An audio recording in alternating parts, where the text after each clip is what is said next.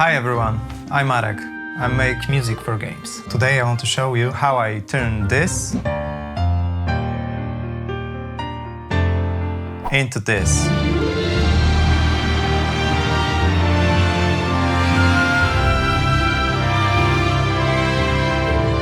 I'll walk you through my whole process using main theme I recently wrote for Hunter's Origin. This one has a very classic orchestral vibe, and I'll show you how a simple idea becomes a full, polished track. Stick around till the end for a quick before and after comparison. Let's dive in. If you want to get straight to the point, skip to chapter 3. Otherwise, stay with me and I'll quickly explain my template. Alright, we're in Cubase, my DAW of choice. I always start with this setup. It's a template I built specifically for orchestral mockups. It has everything I need to create a full track, and it's intentionally simple. I don't duplicate instruments, I rely on key switches, and I try to keep things as minimalistic as possible. I stick to just a few libraries I know really well. I know their strengths and weaknesses, which helps me squeeze the most out of them. As you can see at the very start, everything except the piano is disabled. And that's on purpose.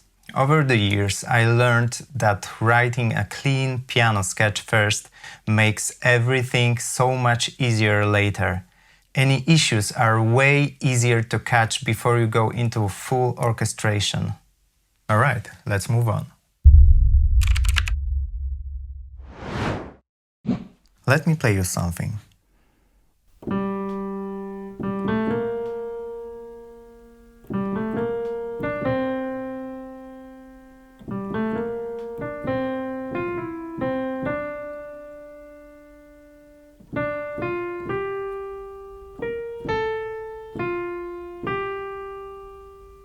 These are two simple piano motifs I came up with, but I didn't actually come up with them on the piano. My process doesn't start at the instrument, it starts in my head. I really believe that a good piece, no matter the genre, needs a catchy melody, something that you can hum easily. That's why I don't begin composing at the piano.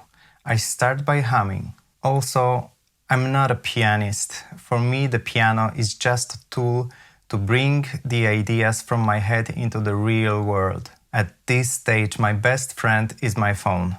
That's where I record all my ideas. I've tried many different approaches, but this one works best for me. So, once I've got a melody I like, something that really sticks, that's when I finally move to the piano roll and start shaping it into an actual track. Let's jump into the sketch and see how these ideas began to take form. Here is my actual session for this track. When the melody feels right, I build a sketch. I split the sketch into 5 parts: melody, counter melody, movement, chords, and bass. For this tutorial, I'm showing you the second half of the theme.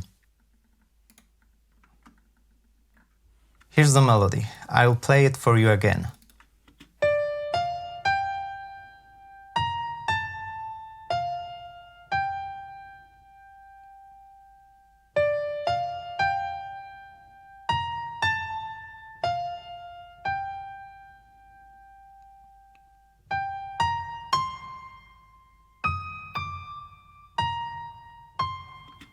Here I've raised the melody. It's a simple trick, but it will add even more excitement.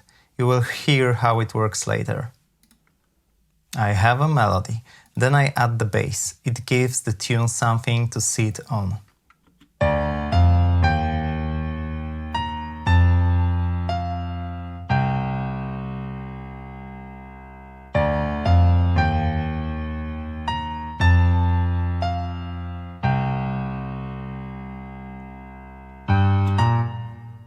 Together, they usually tell me what the chords should be.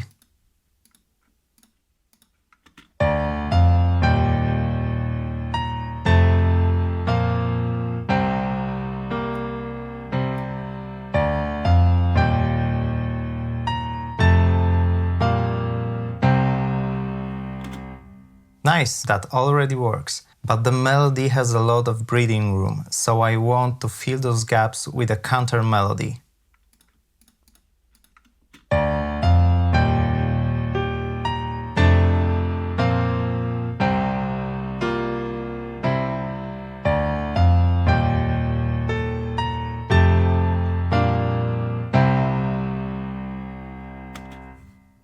Much better. Now we need the movement, something to keep the energy going.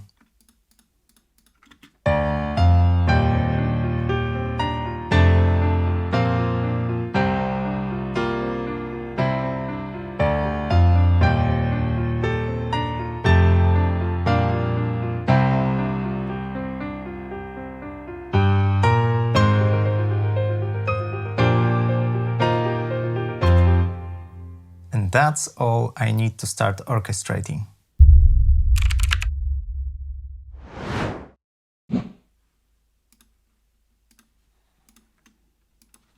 Time to decide who plays what.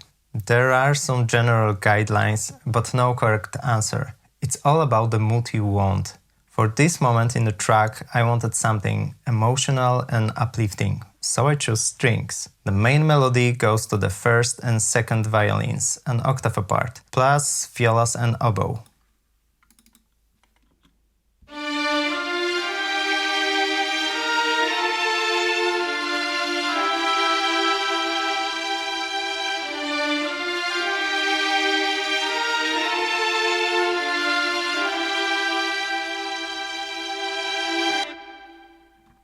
For the low end, double basses and cellos an octave above, and a tuba, and a low piano just for some extra weight.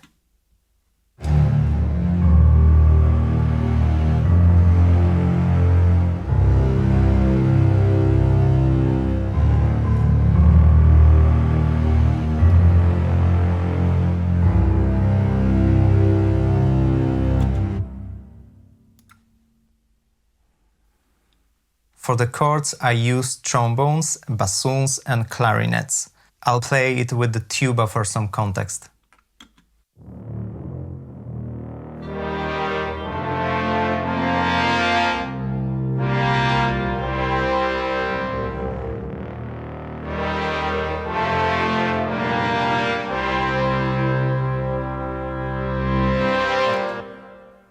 Now let's hear those with the melody and bass.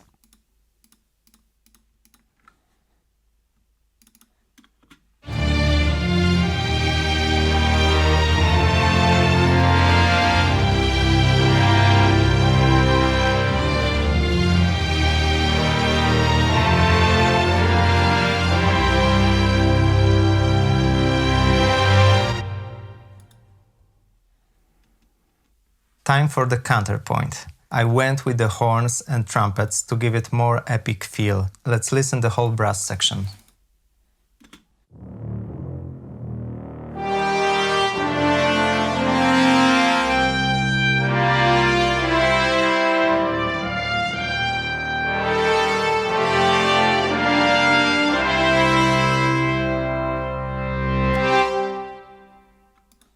Also, I don't always stick to the exact piano sketch. If I find something better in the orchestration stage, I just go with it. In this theme, the original counterpoint and the chords blended into one brass section, so I wrote a new counter melody, this time for flutes, to fill the gaps. Let's hear the woodwinds and brass section playing together to better understand how they work.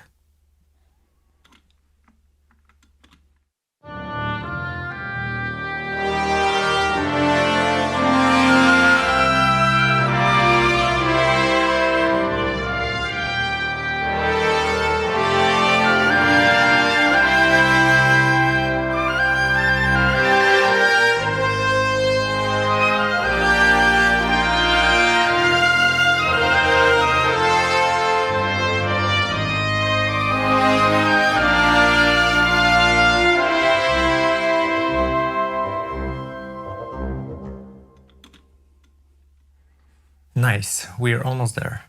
For movement, I used a harp. It's subtle, but it keeps things flowing. The harp also plays glissandi right before big cymbal crashes, which creates a nice transition. And finally, percussion. I add it at the very end because it can easily overpower everything else. In this piece, percussion is minimal. Timpani, bass drum, cymbals, and tam-tam. Here's the harp gliss with the cymbals and the rest of the percussion.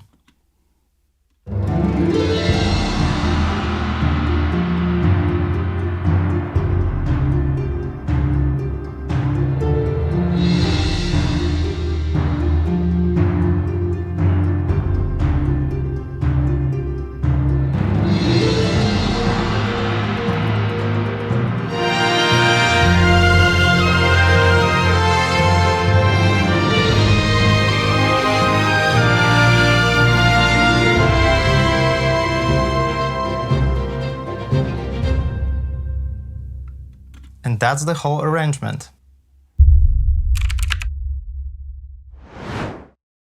Quick look at the mix. My setup is super simple. Most tracks use just stock EQ, nothing crazy. I keep the original panning from the libraries. Orchestral positioning is already built in. Don't mess with it, trust me on this one. The sections go into groups. Woodwinds, brass, percussion, etc. Each group sends a shared whole reverb. Everything then hits the mix bus, where I add light compression, a bit of EQ for clarity, a touch of saturation, and stereo enhancer. Done. For mastering, I normally work in a separate project with all tracks from the soundtrack. That way the whole album sounds consistent. But for this tutorial I just copied the settings over, and that's pretty much the whole mix.